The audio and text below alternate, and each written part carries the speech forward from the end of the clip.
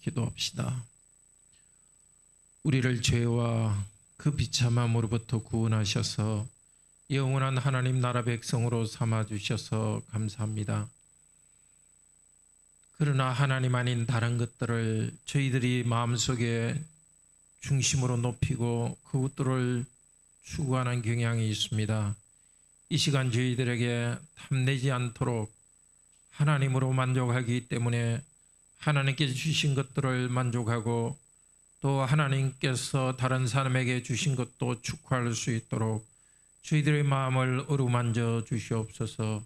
말씀을 가르쳐 주시고 가르치시면서 저희들을 변화시켜 주시기를 원합니다. 주 예수 그리스도 이름으로 기도드립니다. 아멘. 오늘은 제10계명 탐내지 말라라는 계명에 대해서인데요. 우선 제10계명 말씀을 한번 같이 읽읍시다. 내 이웃의 집을 탐내지 말라. 내 이웃의 아내나 그의 남종이나 그의 여종이나 그의 소나 그의 낙이나 무릇 내 이웃의 소유를 탐내지 말라. 이웃의 것을 탐내지 말라. 하나님께서 우리에게 하신 명령입니다. 앞서간 우리 선배들이 잘 정리한 요리문답을 통해서 다시 한번 봅시다. 우리 44주입니다.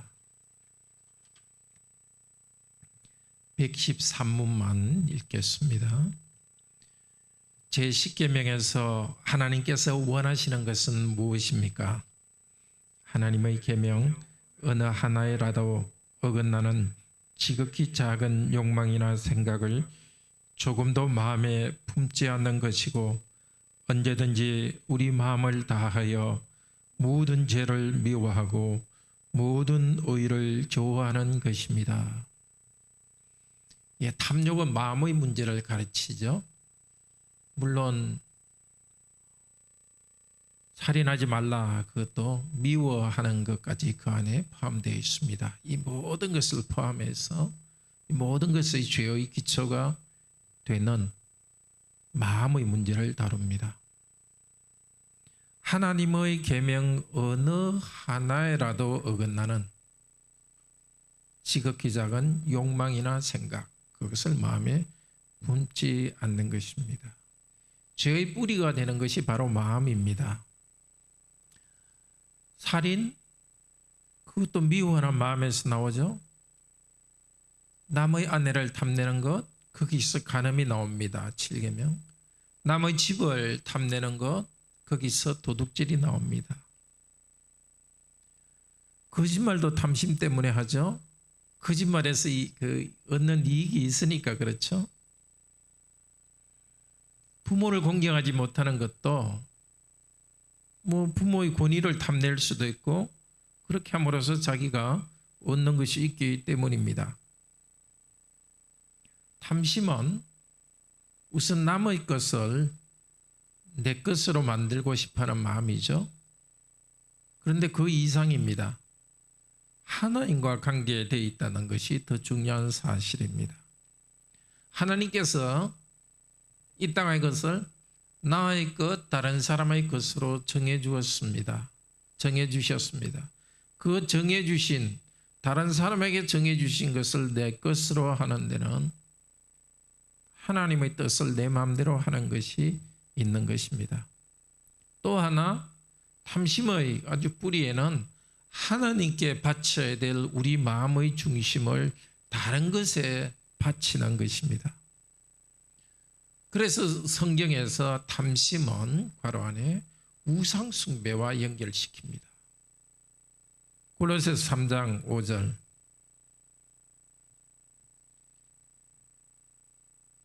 너는 나 외에 다른 신을 내게 있게 하지 말라 하는 그 계명을 어기는 것이 탐심입니다. 어떤 일에 대한 욕심이 생깁니다. 자기 행복 때문에. 근데 욕심이 더 강렬해지면 내가 거기에 생각이 골똘해지고 거기에 내 모든 인생을 바치게 됩니다. 또 하나님이 없더라도 그것만 있으면 내가 행복하겠다고 생각하고 그것을 추구하는데 정말 모든 것을 바칩니다. 어떤 분들을 보면 정말 돈님을 위해 가지고 돈님을 위해서 수치도 부끄러워하지 않고 수치도 그냥 아랑곳하지 않고 다른 사람도 무시하고 모든 것을 희생하는 사람을 보고 제가 야 내가 하나님을 진짜 저 사람 돈님 섬기는 만큼 섬겼나 생각이 될 정도로 정말 물질을 우상으로 그렇게 섬깁니다. 물질이나 명예 이런 것을 하나님처럼 섬기면은 신앙생활도 그게 좀 문제가 생깁니다. 하나님을 믿을 때도 성경에 나와 있는 그 하나님을 믿는 게 아니라 그냥 우리에게 물질적 복 주는 분으로 하나님의 모습을 바꿔버립니다. 그게 이계명을 어기는 데까지 나아갑니다.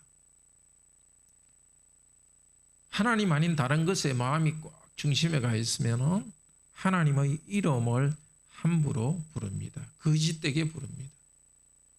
본이 하나님의 이름을 쓰면서 거짓말을 하는 것입니다.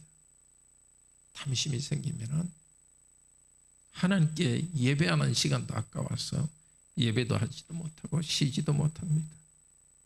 그러니까 탐심이 생기면 하나님께 바쳐야 될 우리의 그 마음, 또 하나님을 바로 예배하는 것, 하나님의 이름을 존귀히 여기는 것, 하나님께 바쳐야 될 예배의 시간, 그것까지도 뺏어갑니다.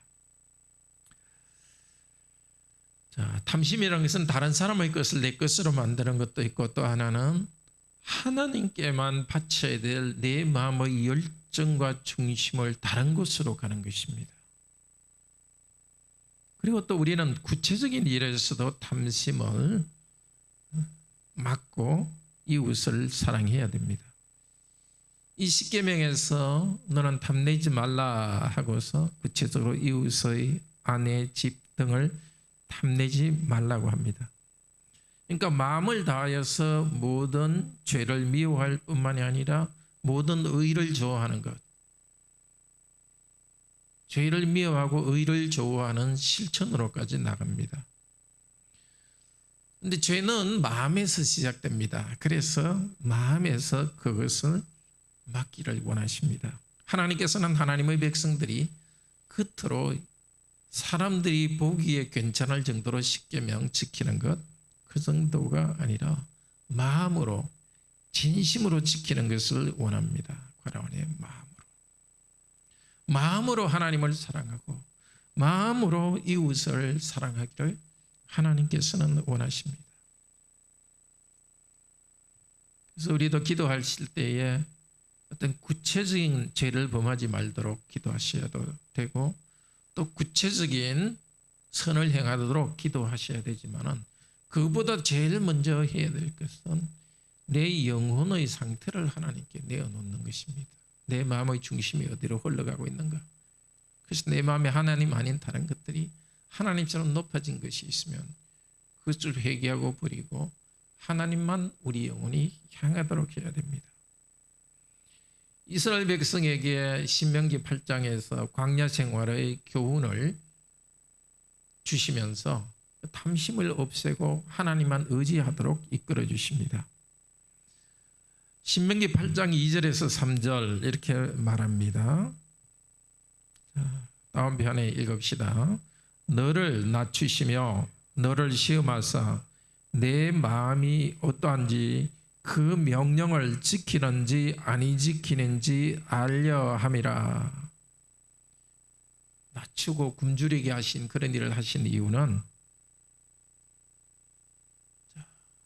마음의 상태를 드러내기 위해였습니다. 일이 잘 될 때는 몰랐는데 물이 없으니까 그대로 하나님께 불평하고 모세한테 불평하고 돌아가자고 말합니다. 그 숨은 마음을 드러내었습니다. 지금도 하나님께서는 우리를 어려움 가운데 종종 두십니다. 그래서 우리의 마음 상태가 어떤지, 우리 상태가 어떤지를 이렇게 노출시킵니다. 어려움에 처했을 때 우리는 우리 자신의 모습을 보게 됩니다. 불평하는 모습, 또 믿음이 약한 모습, 그것을 보게 되고 다시 하나님을 향하게 됩니다. 그때 우리는 회개할 것을 회개하고 다시 주님이 주신 어려운 상황에서 배울 것을 배워야 되겠습니다. 우리 자신도 그냥 무조건 일이 잘 될 거다 이렇게만 생각해서는 안 되고 어려움이 있을 때는 자기를 돌아봐야 되겠죠. 또 다른 성도에 대해서도 무조건 위로해 주고 잘 될 것이다 그렇게 하는 것이 아니라 또 다른 성도들이 자기를 돌아볼 수 있도록 이렇게 지혜롭게 말해주는 것도 필요합니다. 이스라엘을 줄이게 하셨는데 그러다가 다시 먹였습니다. 자, 어려운 일을 주셔서 자기를 돌아보게 하셨고 그 다음에 어려운 일 가운데 다시 하나님께서 도와주셨습니다. 그 이유는 사람이 떡으로만 사는 것이 아니라 여호와의 입에서 나오는 모든 무엇으로 말씀으로 산다는 것을 가르치기 위해서입니다. 말씀으로 산다는 것을 가르치기 위해서. 하나님이 우리를 구원해 주셨기 때문에 믿고 신뢰하고 순종하면 먹을 것과 마실 것에 대해서도 필요를 채워주실 것을 믿도록 하셨습니다. 그러니까 어려운 가운데서 하나님이 도와주시는 것을 통하여서 인생이 사람의 노력이나 사람의 욕심으로 되는 것이 아니라 하나님께서 주관하신다는 것을 가르쳐 주셨습니다. 그런데도 단순히 나의 노력으로만 혹은 경제적인 풍요로만 생명이 유지된다고 생각한다는 것은 탐심입니다. 우리가 열심히 노력합니다. 그렇지만 항상 우리의 수고 때문이 아니라 우리의 수고에 하나님께서 복 주시기 때문에 가능하다는 하나님에 대한 신뢰가 있습니다.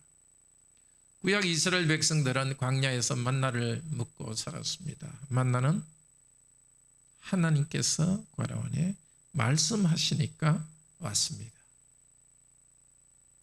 하나님께서 말씀으로 만나를 보냈습니다. 또 만나를 먹었다고 사는 것이 아니라 먹은 사람들에게 소화가 잘 되도록 하고 건강하도록 또 돌보셨기 때문입니다. 하나님의 말씀에 순종할 때 참된 생명을 누린다. 이 믿음을 가지라는 것입니다. 탐내지 말라. 그 말 속에 탐을 내는 것은 내가 탐내는 그게 있으면은 하나님이 없어도 될 것 같이 꼭 붙들고 그것이 바로 우상이 되죠. 우상 숭배 아닌 것은 하나님이 나를 붙들고 계실 때 내 인생의 중심이 바로 서고 내 인생이 바로 된다는 것을 신뢰하는 것입니다. 경제적인 것이나 이 땅의 것이 아니라 하나님 그분을 신뢰하고 하나님이 일하심으로써 내가 생존한다는 것까지 고백하는 것이 바로 탐심을 갖지 않는 것입니다. 구약에서 정말 탐심이 아니라 여호와로 만족한 그런 예가 바로 시편 16편입니다. 교재에도 이 구절을 인용했지만은 시편 16편을 한번 직접 찾아봅시다. 시편 16편은 예수님의 죽음과 부활에 대한 예언으로 예수님께서 이 시를 받았습니다. 그렇지만은 예수님의 죽음과 부활에 대한 예언이기도 하지만은 또 시편 16편은 성도들의 믿음의 고백이기도 합니다. 16편 4절에 보면은 다른 신에게 예물을 드리는 자는 괴로움이 더할 것이라. 나는 그들이 드리는 피의 전제를 드리지 아니하며 내 입술로 그 이름도 부르지 아니하리로다. 우상을 숭배하지 않습니다. 우상 숭배하는 탐심은 고통을 낳습니다. 괴로움을 낳습니다. 하나님 안에 이 땅의 것들을 따라가면은 하나님처럼 따라가면 우선 잘 되는 것 같지만 마음의 깊은 공허 그것이 어느 순간 사라졌을 때 막다른 골목에서 헤어날 길이 없습니다. 우상을 이 땅의 어떤 것을 하나님처럼 높이면 고통이 있다고 고백합니다. 그렇지만 5절 같이 읽읍시다. 여호와는 나의 산업과 나의 자녀의 소득이시니 나의 분깃을 지키시나이다. 산업, 자녀의 소득, 분깃, 또 6절에 줄로 재우신 구역, 기업. 자, 이거 다 같은 단어입니다. 기업이란 단어. 내가 거기에서 있으면서 먹고 살 수 있는 터전이 되는 것입니다. 그런데 여호와 그분이 나의 기업이라는 것입니다. 땅이 나의 기업이기도 하지만 여호와께서 주신 땅이 기업이기도 하지만 땅 이전에 여호와 그분이 나의 기업입니다. 자, 하나님께서 나의 기업이고 나를 생존하게 하시는 분입니다. 6절 같이 읽읍시다. 내게 줄로 재워준 구역은 아름다운 곳에 있으며 나의 기업이 실로 아름답도다. 자, 줄로 재워진 구역, 자녀의 소득. 여호와 하나님께서 나의 산업과 자녀의 소득이 되시기 때문에 6절에 내게 주신 구역이 참 아름답다. 나의 구역이 실로 아름답다고 고백합니다. 하나님이 주신 포도들을 즐거워하고 땅을 즐거워하는데 교제를 봅시다. 포도원이 아니라 과라온의 여호와가 자신의 기업입니다. 내게 주신 물질적 축복 복입니다. 우리에게도 물질적 축복 하나님께 주신 복이니까 감사해야 됩니다. 우리는 물질적 복 구하지 않아도 된다. 그게 아니라 물질적 복 구해야 됩니다. 그렇지만 물질적 복보다는 그 복을 주신 하나님 그분이 더 복입니다. 하나님 그분이 영원한 상속지입니다. 우리가 가진 재산보다도 하나님 그분이 우리의 영원한 재산이십니다. 내게 줄로 재워진 구역은 아름답다 이렇게 하는데요. 여기서 정말 중요한 말이 다른 사람이 가진 땅에 비해서 내 땅이 너무 아름다워서 그런 것이 아닙니다. 여호와께서 나에게 주신 것이기 때문에 아름답습니다. 여호와와의 관계 속에서 하나님이 나에게 주신 하나님을 신뢰하기 때문에 하나님이 나에게 주신 모든 것이 아름답습니다. 혼인한 여러분도 마찬가지입니다.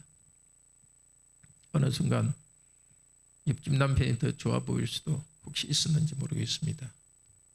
다른 아내가 좀 좋아 보일 때도 있은지 없었겠죠. 예. 네, 하나님께서 나에게 주신 짝이기 때문에 가장 아름답습니다. 그래서 시편 잠언에서는 젊어서 친한 내 아내를 즐거워하라. 너에게 사랑스러운 암노루 같다고. 나이가 들고 이렇게 외적인 아름다움은 없어지지만 하나님께서 주신 나에게 주신 사람이기 때문에 나이가 들어도 계속 아름답습니다. 지금 우리도 마찬가지입니다. 우리에게 주신 것들 정말 하나님 그분으로 만족하고 탐심이 없는 사람은 고통 가운데 있더라도 부족한 가운데 있더라도 하나님이 이 상황을 주관하시기 때문에 하나님으로 만족하기 때문에 자족하며 나아갑니다. 자족에 대해서 아주 중요한 구절이 빌립보서 4장 13절 11절에서 13절 내가 가난할 때도 있고 부주할 때도 있지만 자족하는 것을 배웠다고. 그래서 하나님께서 나에게 이 모든 것들을 이끌어 가신다는 것이고 자족하기 때문에 내게 능력 주시는 자 안에서 내가 모든 것을 할 수 있다고 빌립보서 4장 13절에 고백합니다. 항상 모든 것이 풍족해서가 아니라 그 어떤 상황에서도 여호와께서 함께 하시기 때문에 나에게 주신 사명을 다하는 것이 내게 능력 주시는 자 안에서 내가 모든 것을 할 수 있다고 고백합니다. 하나님으로 만족하는 사람은 함께 하나님의 백성된 성도를 사랑합니다. 16장 3절 같이 읽읍시다. 땅에 있는 성도들은 존귀한 자들이니 나의 모든 즐거움이 그들에게 있도다. 함께 하나님의 백성이 된 이 성도들 좀 세상적으로 보기에는 비교해서는 부족함이 있다 하더라도 하나님이 귀하게 여기시는 백성이기 때문에 그 백성을 귀하게 여깁니다. 하나님을 사랑하기 때문에 함께 예배드리는 성도들을 참으로 사랑합니다. 다른 성도들을 시기 질투하지 않습니다. 지난주에도 들었지만 여유가 있는 성도들이 자발적으로 나눔으로써 내가 힘들 때 그것으로 유익을 받습니다. 특별히 우리는 성도들이 가진 좋은 것들은 주께서 그 성도들의 마음을 움직여서 교회의 필요를 채워주시고 또 나의 필요를 채워주시기 때문에 전혀 그건 질투하는 것은 옳지가 그거는 옳지 않다기보다도 그거는 조금 바보스러운 것입니다. 나에게 주신 좋은 것인데 성도의 물질뿐만 아니라 성도가 가진 모든 좋은 것들 주님께서 교회에 주신 풍요로운 복입니다. 또 다른 성도들이 자기에게 주신 것으로 만족하며 살아가는 것을 볼 때 우리 형제자매들이 복 누리는 것을 볼 때 기뻐하고 즐거워합니다. 그런데 우리는 본능적으로 자꾸 탐심이 일어납니다. 어떻게 합니까? 하나님 앞에 경배하면서 하나님을 즐거워할 때에 사람을 향한 이런 시기와 질투들이 억눌러지는 것입니다. 내가 하자고 뭐 한다고만 되는 게 아니라 믿음으로 그건 가능한 것이고 믿음이라는 것은 하나님 앞에 엎드려 경배하면서 하나님을 즐거워할 때에 하나님으로 만족하고 또 성도들에 대해서도 자족하게 만족하게 됩니다. 그런데 하나님을 즐거워하는 성도는 이 세상 넘어 부활을 즐거워합니다. 10절에 보면은 같이 읽읍시다.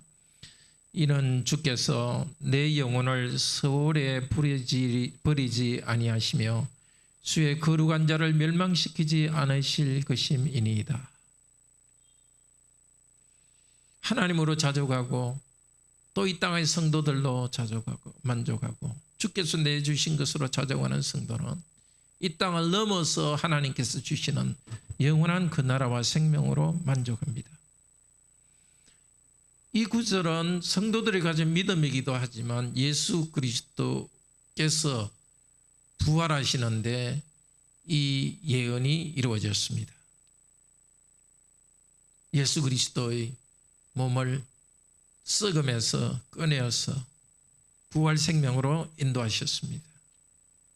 우리도 그리스도에 연합하여서 이 복에 참여합니다. 구약 성도보다는 우리는 훨씬 더 확신 있게 내 영혼을 죽음 가운데 버려두지 아니하시고 부활 생명으로 인도하신다는 것을 더 확실히 고백할 수 있습니다. 이 땅에서 우리는 하나님으로 괄호 안에 만족하고 그렇게 자족합니다. 그러면서 예수 그리스도의 부활하신 예수 그리스도에 대한 믿음 때문에 이 세상을 넘어서 부활까지 내다보며 찬송합니다. 자, 이렇게 자족하고 미래를 바라보는 성도가 계명을 잘 지키면서 완전에 이를 것입니다.